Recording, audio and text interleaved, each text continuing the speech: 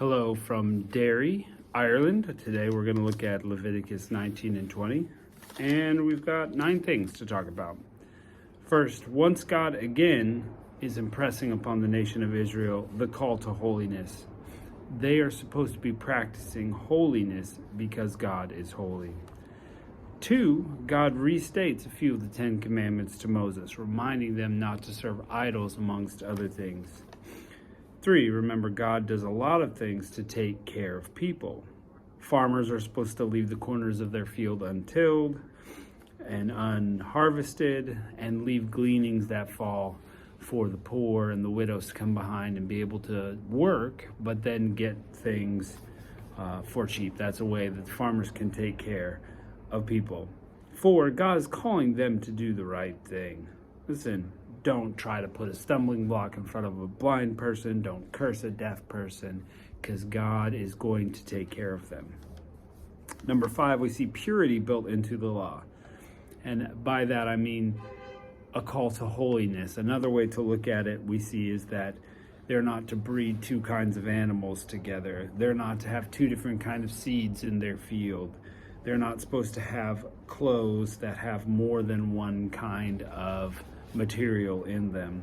It's to teach that the people are to be holy only unto God, not to 2 separate deities. And they should see that throughout all of their law. Number 6, we see some holiness things to differentiate Israel from other nations. You're supposed to wait 3 years before you start eating off of the land because you're holy. You're not supposed to use sorcery. You're not supposed to cut your hair a certain way. You're not supposed to trim the corners of your beard. So if you're a clean-shaven man, you wouldn't have done the right thing in Israel. You're not supposed to cut yourself or mark yourself for the dead. And don't prostitute your daughters as a way of worship. All these things the nations surrounding Israel were doing, and Israel is supposed to be holy and separate and not do those things. And some of them are just flat out wrong, but some of them differentiate themselves from their neighbors, like the hair and the clothes a certain way. You're supposed to honor your elderly. Number 7, you're supposed to rise in front of them and treat them kindly. You're supposed to keep just balances and weights and not cheat other people. And then we move into chapter 20 and we see perfect justice. You do this crime, you get this punishment. And we're going to go through a whole section on that. And it's really about keeping the marital bed pure. And that shows us, once again, holiness, because marriage is a picture of Christ and the church. So we must be holy in that relationship. Number 9, another thing is, if a man takes his brother's wife while his brother is alive and sleeps with her, then that's crazy. Or maybe after divorce, particularly. See, there are other scriptures that deal with that. But this one is going to say, hey, don't do that. You're going to be barren. Maybe if the wife has divorced the brother, a brother is not supposed to take her. That is not the same as when a brother is commanded to later after a brother has died and has no heir. So there's some differentiation there as you compare the law to each other. So let's check it out. Chapter 19 of Leviticus. And the Lord spake unto Moses, saying, Speak unto the congregation of the children of Israel, and say to them, Ye shall be holy, for I, the Lord your God, am holy. Ye shall fear every man his mother and his father, and keep my Sabbaths. I am the Lord your God. Turn ye not unto idols, nor make yourself molten gods. I am the Lord your God. And if you make a sacrifice of peace offerings to the Lord, ye shall offer it at your own will.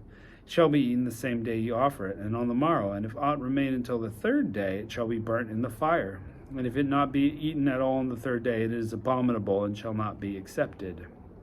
Therefore everyone who eateth it shall bear his iniquity, because he hath profaned the hallowed thing of the Lord, and that soul shall be cut off from his people. And when you reap the harvest of your land, thou shalt not wholly reap the corners of your field, neither shalt thou gather the gleanings of the harvest. And thou shalt not glean the vineyard, neither shalt thou gather every grape of thy vineyard. But you shall leave them for the poor and the stranger. I am the Lord your God. Ye shall not steal, neither deal falsely, neither lie to one another. And ye shall not swear by my name falsely, neither shall you profane the name of the Lord thy God, for I am the Lord. Thou shalt not defraud thy neighbor, neither rob him. The wages of him that is hired shall not abide with thee night until the morning. You got to pay him right away. Don't wait. Thou shalt not curse the deaf, nor put a stumbling block before the blind. But thou shalt fear the Lord. I am the Lord. He shall do no unrighteousness in judgment. Thou shalt not respect the person of the poor, nor honor the person of the mighty. You got to treat everybody the same. You shouldn't give them preference because they're rich. You shouldn't give them preference because they're poor. You should do justice. But in righteousness shalt thou judge thy neighbor. Thou shalt not go up as a talebearer among thy people. Thou shalt not stand against the blood of thy neighbor. I am the Lord. Do the right thing. Thou shalt not hate the brother in thine heart, and thou shalt make any wise rebuke thy neighbor, and not suffer sin upon him. Thou shalt not avenge, nor bear any grudge against the children of thy people, but thou shalt love thy neighbor as thyself. I am the Lord. So that's really old, way older than Jesus. There it is. Love thy neighbor as thyself. Verse 19, you shall keep my statutes. Thou shalt not let thy cattle gender with a diverse kind. Thou shalt not sow a field with mingled seed, neither shall thy garment be mingled of linen and woolen come upon thee. So again, keep it all pure. And whosoever lieth carnally with a woman that is a bondmaid, betrothed to a husband, shall not be redeemed, nor freedom given to her. She shall be scourged. They shall not be put to death, because she was not free. And he shall bring his trespass offering to the Lord unto the tabernacle of the congregation, even a ram for a trespass offering. The priest shall make atonement for him with a ram of trespass offering for his sin which he hath done, and the sin which he hath done shall be forgiven him.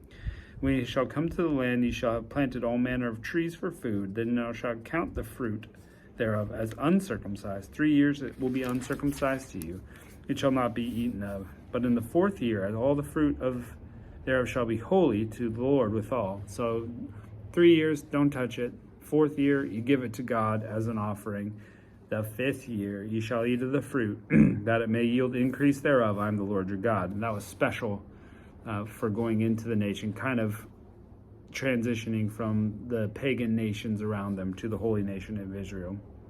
You shall not eat anything with the blood. You shall not use enchantment, nor observe times. You shall not round the corners of your heads, or mar the corners of your beard. You shall not make cuttings in your flesh for the dead, nor print marks upon you. I am the Lord.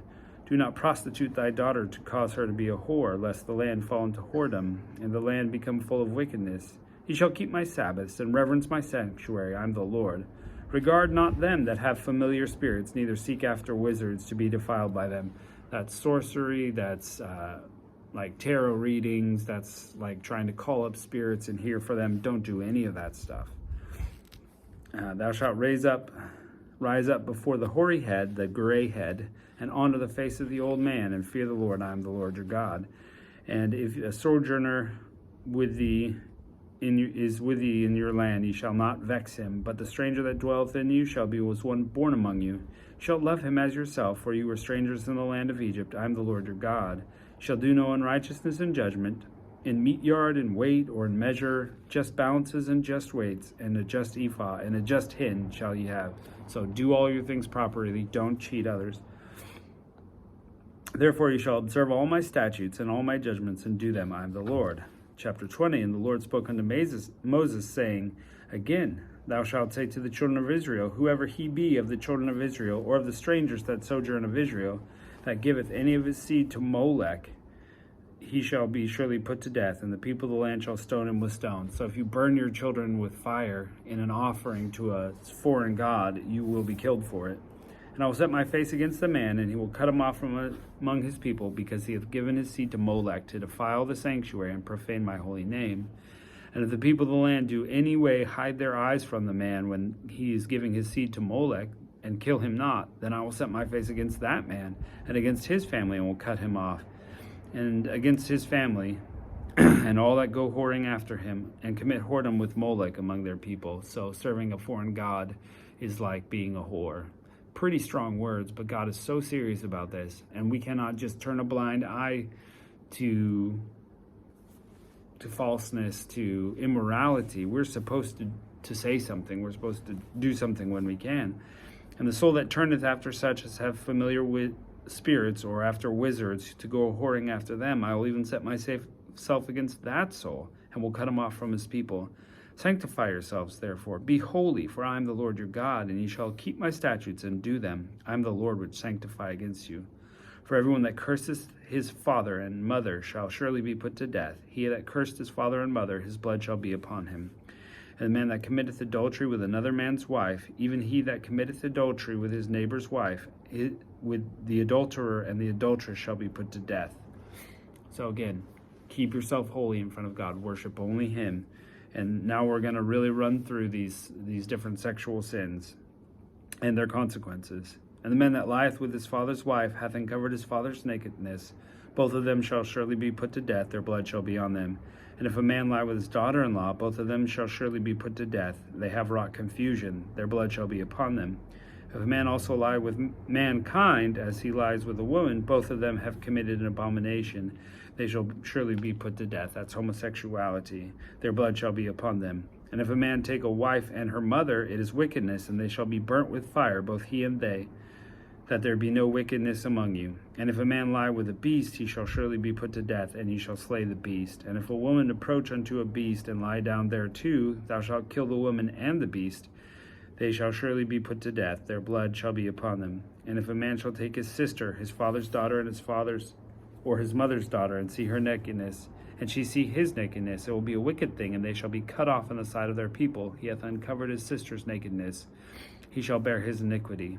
And if a man shall lie with a woman having her sickness, and shall uncover her nakedness, he hath discovered her fountain, and she hath uncovered the fountain of her blood, and both of them shall be cut off from among their people. Now that's different than an accidental time, but this is purposefully